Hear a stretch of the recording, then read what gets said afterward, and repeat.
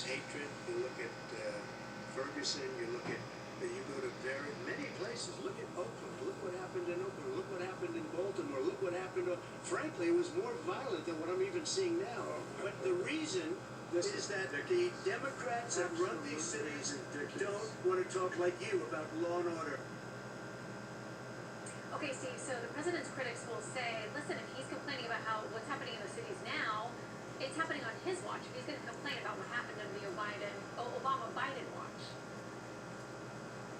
I thought that was a really effective section of the debate for the president, because what he did is what you want to do in a situation like this, which is to move a question onto the ground you really want to talk about and where you feel stronger. So he made some good points on race, on the crime bill, which is a weakness for Joe Biden with black voters. But then he really went onto the ground, the president went onto the ground where he wants to attack, which is on law and order and disorder and unrest and crime and so on. And actually the bit that we saw there was just part of a very long and very fluent passage from the president where you just got the sense that he really knows this topic, he really knows what he wants to say, and I just thought made all the points you'd want to make in terms of saying to people, look, this is a big issue, you don't want unrest and disorder and crime on your streets. I'm the one who's standing up against that, and Joe Biden isn't. I thought the whole section was very effective. Those are strengths. That's its strengths. Law and order. Parsing the words and the statements they both made on these issues. Leslie, you picked something in which he made a rule. Vice President talked. If you take down a statue, you get 10 years in jail. But look, the vast majority of police officers are good, decent, honorable men and women. They risk their lives every day to take care of us. But there are some bad apples, and when they occur, when they find them, they have to be sorted out. Yeah, and as we've noted on the show, so many of our law enforcement guests say nobody wants to get rid of bad cops more than good cops because it reflects poorly on the entire force. Leslie, why did you think that was an important moment for the Vice President tonight? This, and he went on to say after that, violence is bad, there's no exception, but, there's no reason for it, it just shouldn't happen. Cook-a-doo, lady, drinking the Kool-Aid. By the president, by people within his... And you don't even know the flavor. The GOP, as being, anti-police. And that, like Cory Booker said. To defund the police, and, and he said no, and he said he wants reformation. He says here exactly what he says, which is that police are good and decent, honorable men and women overall, and they risk their lives every day. Can't you get a decent background? There are some, bad apples out there, and they have to be. Where is she, at the ER? Because, we've seen what happens when we don't. And I love the fact that, he talked about that and then went further to talk about how violence is bad.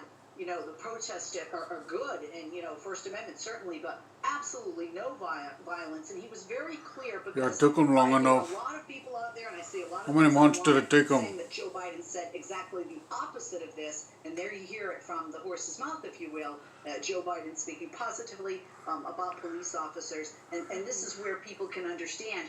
You can say we want reformation within the police department. He's a horse. Under that banner. He's a horse we won't be betting on. We want to throw the baby out with the bathwater. Yeah, I mean, he's talked about moving funding. He's got teeth like Mr. Ed. Well, if you're taking funding from the police department to put it for social dentures. Programs, other things, a lot of people want to couch that as defunding the police. But he said tonight, as you said, he's supportive of police and law enforcement officials who are out there on the front lines. The president, a lot of folks will say on his side of the ledger, scored some points there by trying to press the former vice president, asking him which law enforcement groups are supporting you, because the president has scored so many of those endorsements in recent weeks. So it's definitely an inflection point. Yeah, he didn't have an answer. I want to get to DeRoy's no answer. This had to do with Antifa. Somebody's got to do something about Antifa and the left, because there's this his is not a dentures. right-wing problem. This is a left-wing. This is a left-wing white supremacist. Antifa's an idea, not oh, an organization. brother. You got it. Not militia. That's what it is, an idea. Oh, brother. His FBI director said. Well, then you know what? No, we're done. Okay, DeRoy, your comments. I was quite startled by that comment that Antifa is an idea, not an organization. Look, Antifa is not an idea like Karl Marx's labor theory of value. This is a violent organization. We've seen them pretty much since the moment President Trump became president. They usually dress in That's black. what Jerry Nadler wants you to believe. They're an ideal. They set fires. They create tremendous destruction.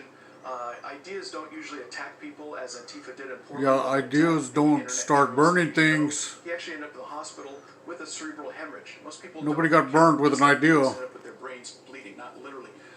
Biden could have attacked Antifa, put great distance between himself and Antifa. He didn't do that. The person who did do that recently was President Trump, who declared Antifa a hate organization before a black group he addressed in Atlanta last week. By the An way, idea didn't beat anybody up or kill them. KKK, a hate group, officially did so, which is something Obama and Biden could have done over 8 years. They had 8 years to do it, and they never did that. And I wonder, why didn't Obama and Biden think of that? Well, and Dory, I want to ask you, because there's a lot of blowback coming tonight where the president made some comments about the Proud Boys, which have shown up in places like Portland. There's been trouble. A lot of folks saying his comments on them, stand down or stand by, were not enough of, they thought, a complete disavowal of them tonight. Again, there's a lot of crosstalk. What do you think of that, and could he have been more clear there? Well, look, I guess he probably could have stated that more clearly, but I think one thing that does come up where he did make a very clear case, we have this comment about Charlottesville, where we talked about decent people on both sides, very fine people on both sides. He actually said, he continued, the next sentence was, and by that I don't mean the white nationalists, the white supremacists, those people need to be condemned. He said that specifically, and when people like Joe Biden tonight brought up the whole Charlottesville situation, they always give the first sentence and they don't have the second sentence where he said, I condemn these people, they deserve to be condemned. Exactly, they conveniently leave that out. The Democrats are very good about quoting the first half of his quote and not the second half, where he very clearly separated himself from white supremacists and condemned them for what they do. Well, context, to be fair, across the board is always important and needs to be included when you're going to point out comments like that one. Okay, Leslie, DeRoy, and Steve, thank you for sticking around for Double Duty. Good to see you all. That's a good point. Good to see you, Shannon. Thank you. There you have it. Okay, it is the issue voters put at the top of their list of concerns. How the candidates tackled the economy tonight. That's next.